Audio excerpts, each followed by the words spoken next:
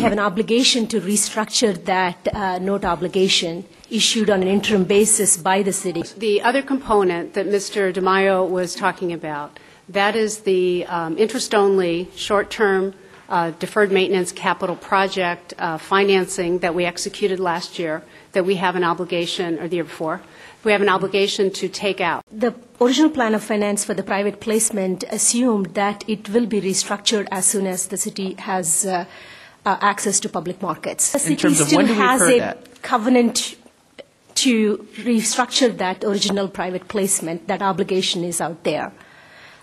So again, it is not an economic refunding. And there are really two parts to the decision.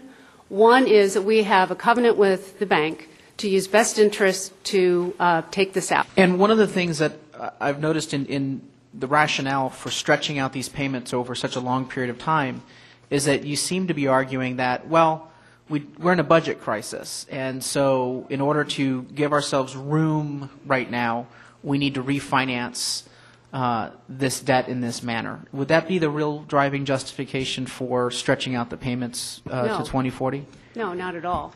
We bring long-term, when we fund our capital projects over the long term, we bring this financing structure to the city regardless.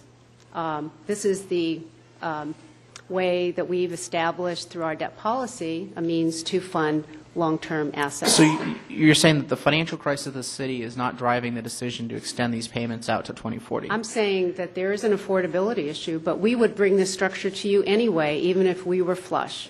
And then the first principle for bringing the deferred maintenance capital projects was that we have an obligation under our current agreement with the bank to restructure from a short-term to a long-term financing. The presentation was to do a refunding because we had an obligation to refund, to move it to a long-term financing. The first principle really is that we have an obligation in our current agreement to restructure the debt.